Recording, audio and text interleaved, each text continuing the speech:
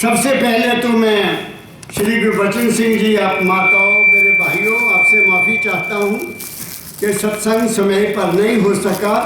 उसका कारण था कि हमारे जो कैमरा है इसकी जो रिकॉर्डिंग है वो कोई रात आदमी ले गया था और उसने कहा कि जो वहाँ धाम हमने सत्संग दिया है वो मैं लोड कर दूँगा यूट्यूब पर और सुबह ही आपको पहुँच गया। उसके इंतज़ार में हमारे 1.5 घंटा खराब हो गया। मेरी बात सुन तो मैं माफ़ी चाहता हूँ।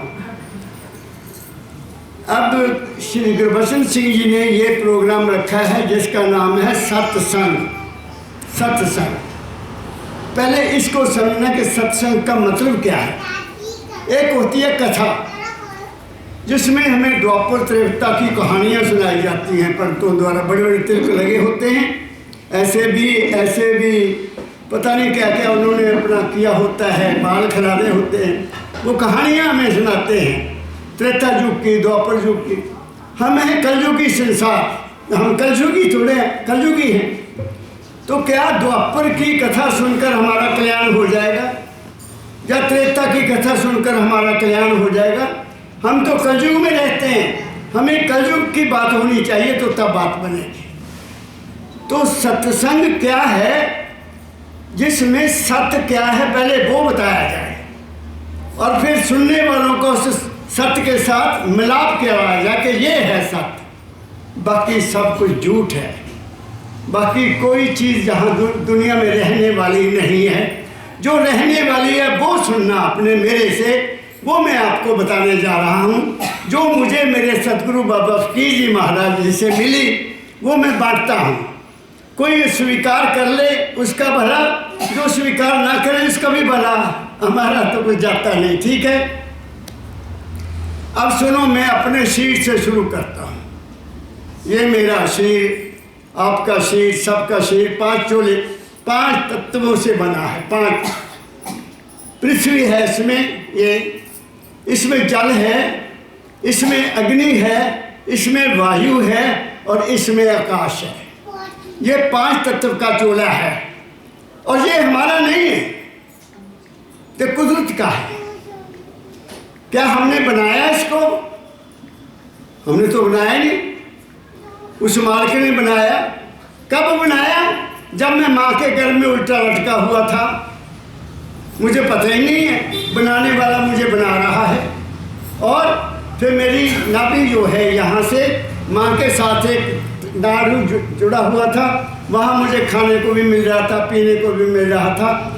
तो ये शरीर जो है ये मुझे उस मालिक ने दिया और फिर ऐसा बनाया जैसा उसको चाहिए था। जैसे कुम्हार बर्तन बनाता है, कुम्हार मिट्टी के बर्तन बनाता है या स्टील के कंपनी बर्तन बनाती है, तो वो पहले ये सोचती कि इस बर्तन में डालना क्या है।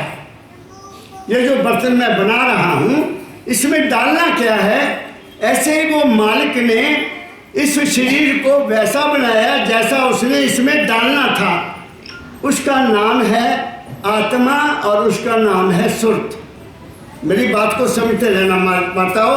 सत्संग थोड़ा ऊंचा है लेकिन वो क्या है, वो सत्संग है, कथा नहीं है, प्रैक्टिकल है, साइंटिफिक है, विज्ञान के ऊपर आधारित है। तो 9 महीने के बाद बाहर आ गया तो नाड़ू काट दिया गया, मेरी सप्लाई लाइन ख़त्म हो गई तो माँ के स्तनों में दूध आ गया। उस दूध को पैदा करने वाला कोई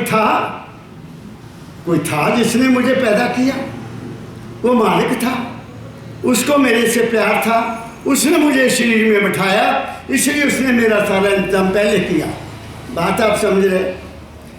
अब दूसरी चीज़, एक चीज़ ये 5 तत्व का है, दूसरी चीज़ इसमें है मन। अब आप अपने अपने मन को सोचो कि मन है क्या। कभी सोचा आपने? आप तो मन के पीछे भागे हुए हैं, कभी इधर कभी उधर, कभी इधर कभी उधर।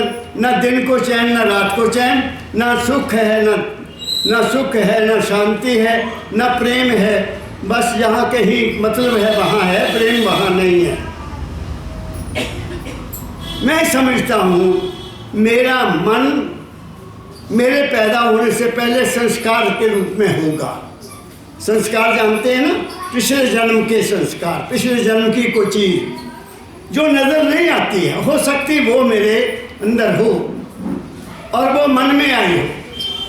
लेकिन जब मैं बोलने लगा, देखने लगा, तो फिर मेरी माँ ने मुझे बताया कि ये तेरे पापा हैं। मुझे कोई पता नहीं था मेरा पापा कौन है। ये भाई है, ये मामा है, ये चाचा है, ये ताया है, ये वो है, ये वो है। मेरी बात आप समझ रहे हैं? तो ज्यों ज्यों जो चीज़ हम देखते रहे वो मन बन गया, जो सुनते रहे वो मन बन गया, जो खाते रहे वो भी मन बन गया, जो छुआ वो भी मन बन गया। क्या कहा मैंने? या बिजली का करंट है, मैं हाथ लगा दूँ तो इसमें तो करंट है, तो मुझे करंट का पता लग गया। इसके पहले पता नहीं है। आग जल रही है, मैंने हाथ डाल दिया, वो जलाएगा तो मुझे पता चलेगा कि आग तो बहुत जलाती है।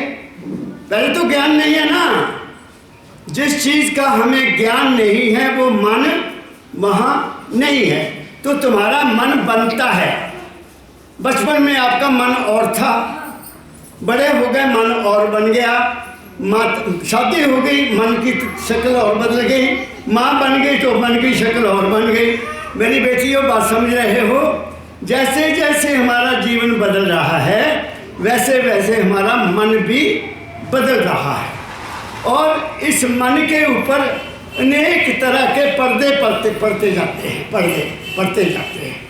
और वो पर्दों में जो मेरा अपना रूप है वो गुम हो गया।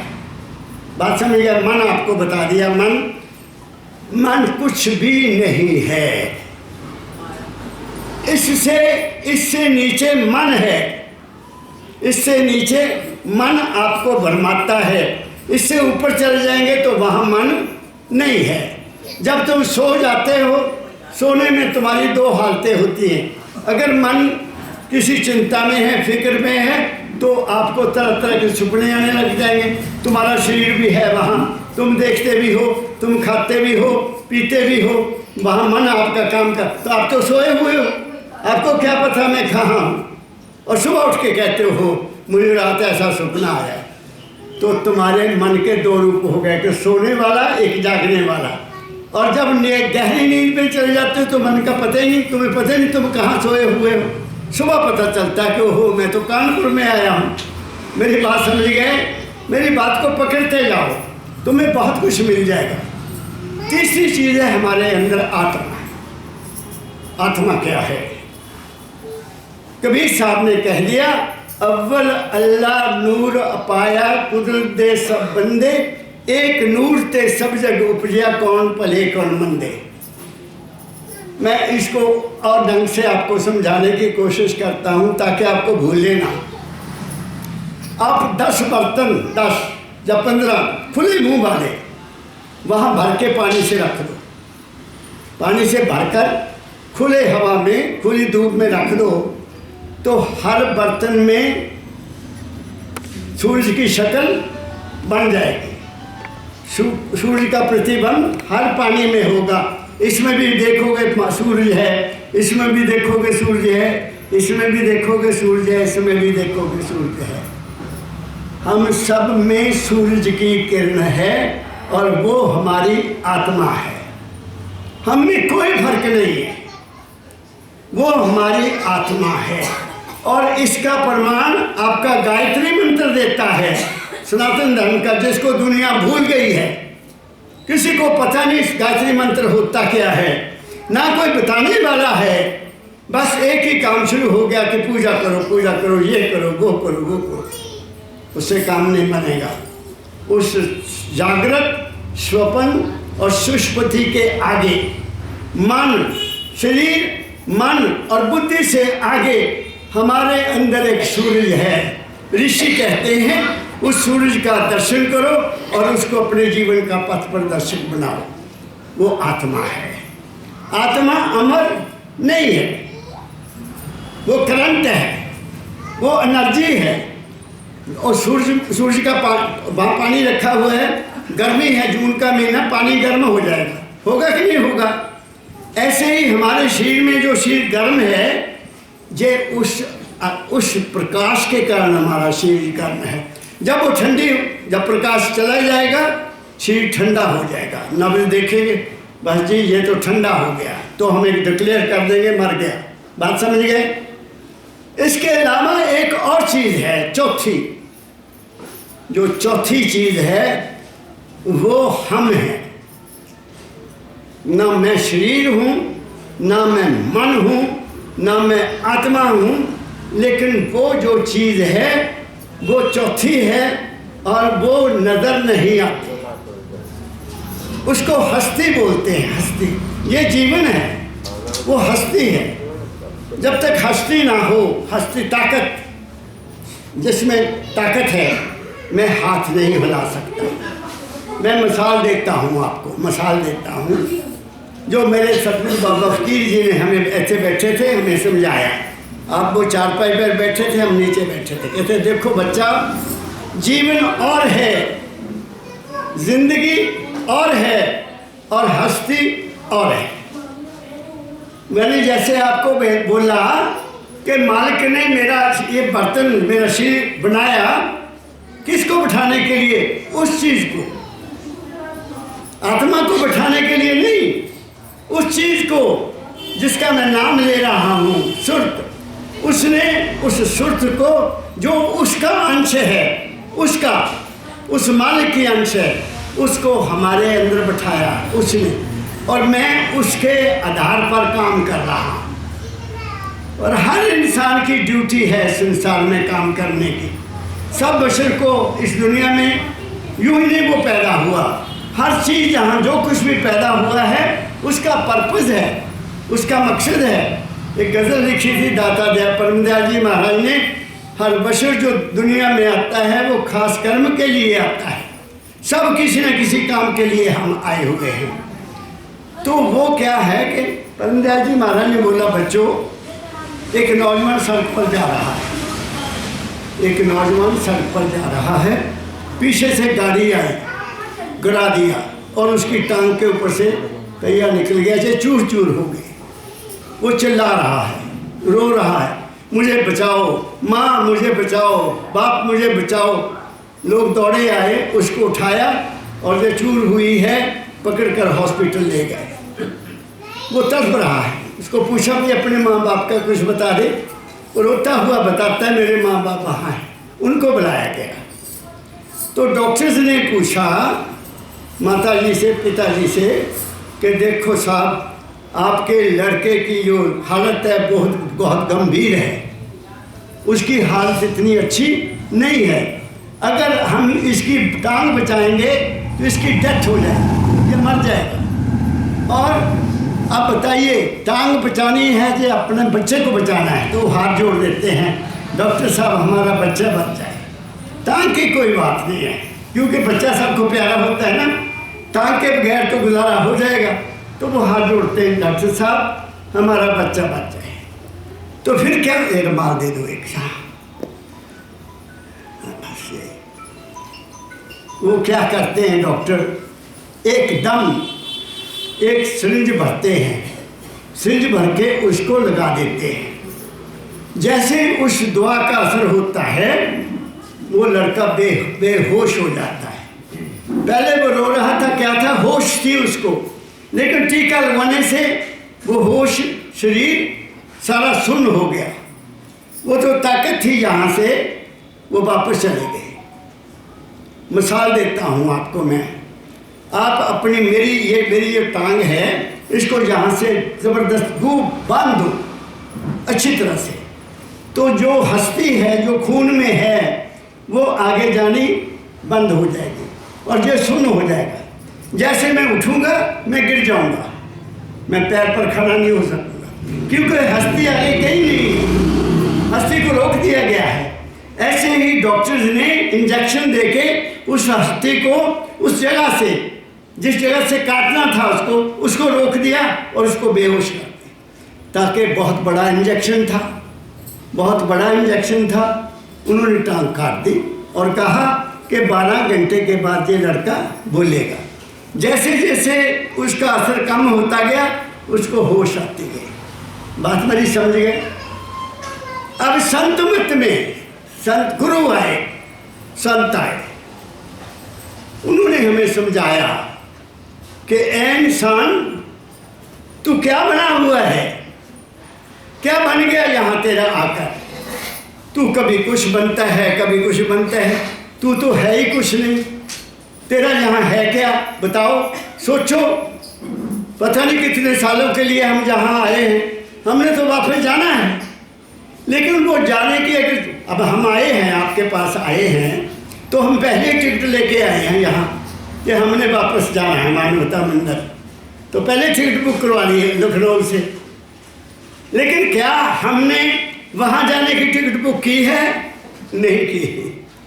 उसको बुक करना है, वो है सत्संग, वो है सत्संग। उसमें कुछ भी करने की जरूरत नहीं है। कोई तीर्थ यात्रा, कोई स्नान कहीं जाकर करना, कोई दान, कोई मूर्ति की पूजा करने की जरूरत नहीं है। कबीर साहब का शब्द निकालो।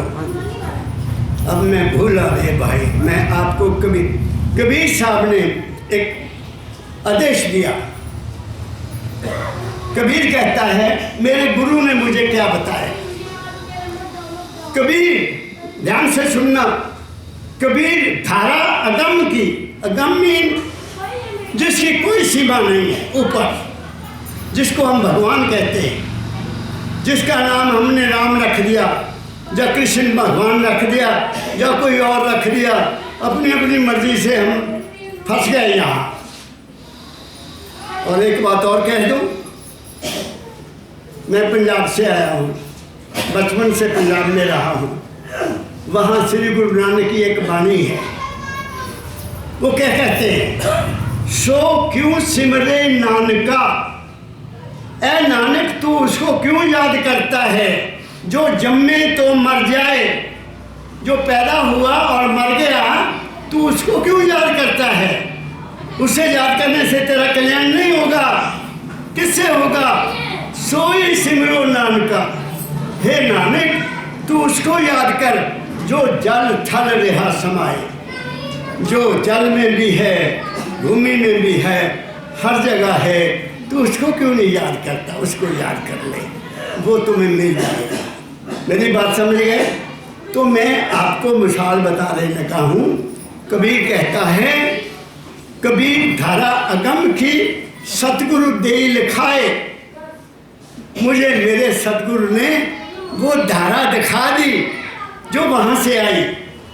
जहाँ मैं दूसरे शब्दों को मैं कहूँगा, जहाँ से मेरा सेल्फ आया, मैं नहीं, मैं वहाँ है ही नहीं, मैं हूँ नहीं, क्योंकि मैं कुछ किया ही नहीं इस शरीर में।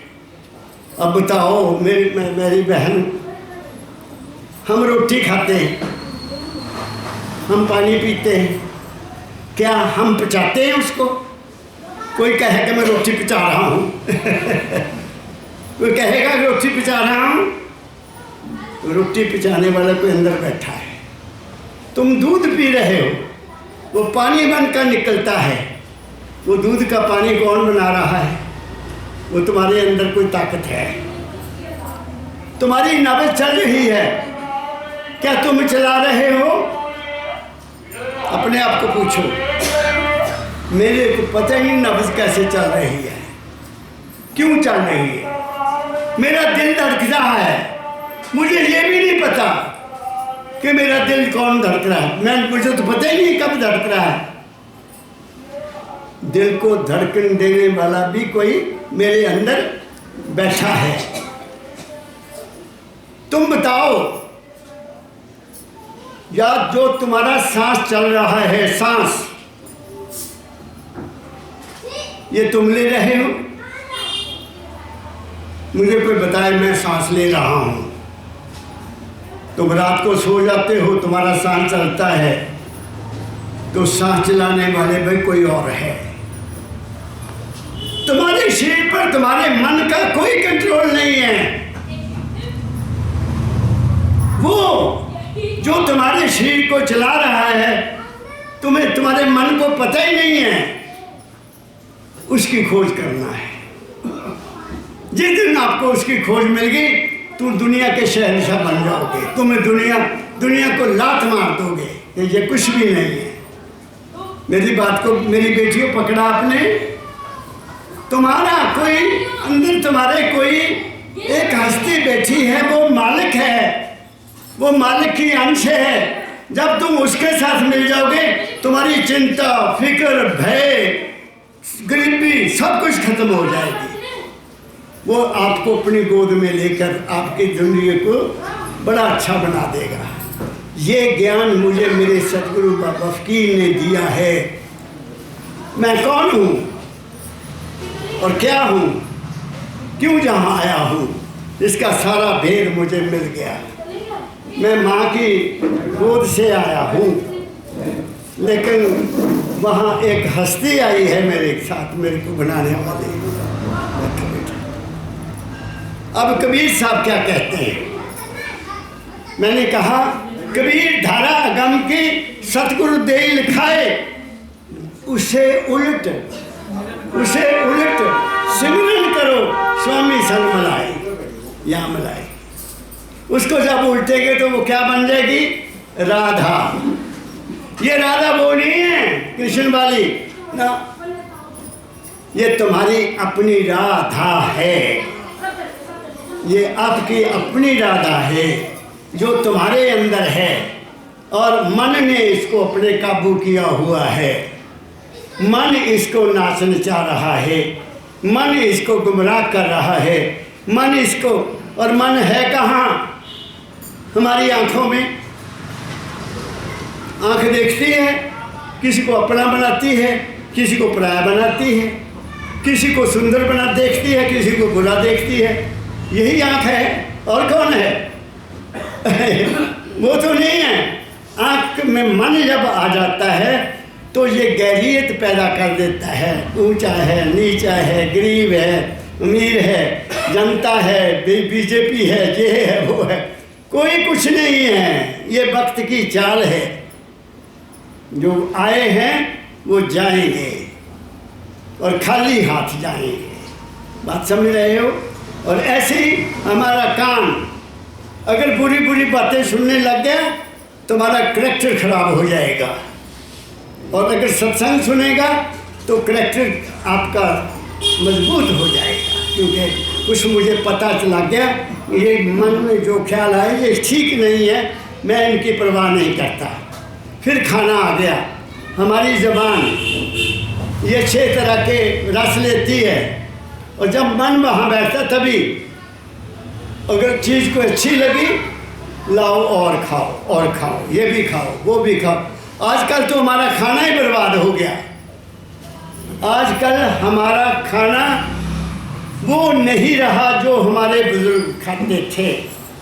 हमें कोई शुद्ध चीज़ नहीं मिलती। इस बीमारियों ने हमें घेर लिया है। जिन बीमारियों का कभी नाम नहीं सुना था, वो बीमारियां पैदा हो रही हैं। क्यों? क्योंकि बीमारी खाने से पैदा होती है, बाहर से कोई नहीं आती। कोई प्रारब्ध कर्म हो तो मैं कह नहीं सकता, लेकिन कोई बीमारी तुम्हारे शरीर में मालिक ने नहीं डाली, तुम्हारे खाने ने डाली है। जो ज़्यादा पेट भरकर खाएंगे उनके अंदर शुगर का पैदा होना जरूरी है, उनके अंदर पथरी का पैदा होना जरूरी है। शुगर भी होगा, पथरी भी होगी। पथरी आएगी, किडनी में जाएगी, पित्ते में जाएगी। आजकल कितनी पित्ते में लोगों के पथरियाँ मिल रही हैं। मुझे आते हैं टेलीफोन। क्यों आते हैं? क्योंकि खुराक ठीक नहीं है। किसी को कोई बीमारी है, किसी को कोई बीमारी है, किसी को। हमारा खाना बिगड़ गया। ऐ मेरे सुनने वालों, अपना खाना सादा रखो। दूध पियो, लस्सी खाओ, घी खाओ, दही खाओ, ये पृथ्वी से पैदा होने वाली सब्जियां खाओ, पृथ्वी से पैदा होने वाले फल खाओ, तुम्हारा कोई नुकसान नहीं होगा। अगर बाज़ार जाकर टिक्कियाँ खाने लग गए, समोसे खाने लग गए, या गोलगप्पे खाने लग गए, तो बीमारियाँ ही बीमारियाँ अंदर जाएंगी। और अब तो एक बड़े बड़े होटलों पर लगा है, बर्गर केक, बर्गर केक। वो आदमी ने ऐसे पकड़ा होता है जैसे पशु ने ज़्यादा घास डाल लिया हो मुंह में, पशुओं से भी बदतर। वो क्या है, मोटे मोटे शरीर हो जाते हैं, बड़े बड़े, चलना मुश्किल है। और तो मेरी बहनों का तो हाल ही खराब है, पर फिर भी बर्गर खाना है। अपने पति को मजबूर करती हूँ वहाँ लेकर चलो KCF में जाना है। रास्ते में देखा मैंने, चंडीगढ़ से दिल्ली से जब वापस जाता हूँ कार में, तो देखे बड़े बड़े होटल पे क्या है। फिर मेरे साथ होते में कि किसी ढाबे में चलो, सिंपल, जहाँ रोटी आराम से देख कर खाएँ हम, दाल से दही मिल जाए, दाल मिल जाए, लस्सी का गिलास मिल जाए। हमने क्या लेना बड़े होटल से। मैं आया अमेरिका से, आपको बात बताता है, मेरा पोता मेरे साथ, वो एक होटल में कहते दादाजी आपको भूख लगी होगी। मैं कहा नहीं बेटा, इतने इसमें क्या करना, तुम आगे चलो। चल वो वहाँ ले बैठे, उसके मास्टर मासी साथ थे। वहाँ एक जगह बैठ गए तो वहाँ क्या देखा, रेलवे लाइन आ रही है ऐसे, रेलवे लाइन छोटी, इधर इधर उधर, जहाँ जहाँ भी टेबल लगे हैं ना, तो वो आदमी आ गया। मैं कहा भाई हमें माँ की दाल एक और फुल्का ला दे। कहता अच्छा ये भी आया। आधे घंटे के बाद एक छोटा सा इंजन आया, उसके पीछे वो प्लेट रखी हुई। ओह मैं कहा कमाल है। मैं कहा बच्चा अब ये रोटी मैंने खानी है, अगर मैं और लेनी होगी तो इस इंजन वाले को कहूँगा कि रोटी लेके आ। एक रोटी मैंने खाई, 2 रोटी उसने खाई। मैं कहा चल ये हम ठीक नहीं खाना, एक कप चाह का प्याला मंगा ला, ये खाना ठीक नहीं है। बिल आया 950, 3 फुलकियाँ का, 3 फुलके। ओ मेरे मैं बोलिया, मैं कहा तुमने लूट डाली हुई है, ये क्या इंजन है, तेरे को एक फुल्का लाने के लिए क्या 15 मिनट तूने लगा दिए, तू आप नहीं ला सकता था। नहीं जी, आपके लिए प्रबंध किया है, ये प्रबंध है। मेरी बात समझ गए। तो मैं तो इन होटलों से डरता हूँ। माँ के हाथ की रोटी, बीवी के हाथ की रोटी, बहन के हाथ की रोटी तुम्हें तार देगी, बाकी तुम्हें कोई। आज की मैं बात बता रहा हूँ, आज की मैं सपना आया मैंने उसमें सोचा, मुझे ब्यास वाले संत श्री हजूर गुरदयाल सिंह ढिल्लों जी आए मिलने के लिए। मैं उनको मिला, बड़े प्यार से मिला। मैंने सोचा मुझे ये सपना क्यों आया, क्योंकि मैंने हक हलाल की रोटी रात खाई, बेटियों के हाथ की रोटी मैंने रात खाई और शुद्ध खाई, देसी घी डाल के खाई। बात समझ गए? जैसा खाइए अन्न वैसा बनेगा मन, जैसा ख्याल वैसा हाल, जैसी करनी तैसी भरनी, जैसी नीयत तैसी मुराद। ये गोल्डन शब्द हैं, इनको याद रखो जिंदगी में। अपनी नीयत नहीं खराब करना। अपनी नीयत खराब जिसने कर ली उसका जीवन बर्बाद हो जाएगा। जो सबके लिए जीता है वो कभी बर्बाद नहीं होता। मेरी बात आप समझ गए हैं। अब कबीर साहब का शब्द मैं बताता हूँ कि आप क्या करो, तुम्हें क्या करना चाहिए। और कबीर कहते हैं मेरे गुरु ने मुझे क्या कहा, मेरे सदगुरु ने जो कहा वो यही कबीर कह रहा, वही मैं आपको सुनाने लगा हूँ। मैं कोई द्वापर त्रेता की कथा कभी नहीं करता, ना मैं सुनता हूँ, अपने कहता हूँ जो मैंने देखा है। जो कबीर साहब को पंतों ने पकड़ लिया जो बनारस के थे और शिकायत की महाराज के पास कि महाराज ये आदमी जादूगर है, ये तांत्रिक है, ये मंत्र करता है। तो उनको ले गए, कहते तुम कथा करो उनके साथ। राजा ने कहा तुम वार्तालाप करो, शास्त्रार्थ करो, देखो तो वो क्या कहता है। तो आगे बड़ी बड़ी ग्रंथ लेके आ गए जो बनारस के पंडित हैं। तो उन्होंने कहा कबीर को कुछ शब्द बोल दिया, बताओ ये संस्कृत में है, आप मतलब इसका ये है, तुम इसके बारे में क्या कहोगे? कबीर ने कहा है, तू कहता है पुस्तक लेखी, मैं कहता हूँ आँखन देखी। और मैं तो आँख देखी कहनी है, तू तो पता नहीं क्यों लिखे आया, इसका तो किसी को समझ ही नहीं आनी। मैं देखा है वो मैं कहता हूँ, मैं कहता हूँ जागत रहो, तू रहता है सोई रे, ऐसा उनका एक शब्द है। तो जो बात ये सत्संग है, मैं तुम्हारा उस सत्य के साथ मेल करवाना चाहता हूँ जो तुम्हारे अंदर बैठा है, ताकि तुम मन से बच जाओगे। मेरे से हुजूर महाराज जी फरमाया करते थे, बच्चों को मेरा एक सत्संग सुन लेगा उसका दोबारा जन्म नहीं होगा, क्योंकि उसको पता लग गया कि मेरा जो मेरे मन में आ रहे हैं सीन बन रहे, ये तो है ही नहीं, झूठ है, ये तो है ही नहीं, ये झूठ है सारा। तुम अपने मन की बात को मानना बंद कर दोगे, और मन ही हमारे जन्म देता है। जैसी आशा तैसी भाषा, जो मन में आश होगी वही होगी। हमारे को तो पता है, आस कर गुरु की दया की, हो न तू निराश कभी, जो हुआ निराश समझ ले तू ना गुरु का दास कभी।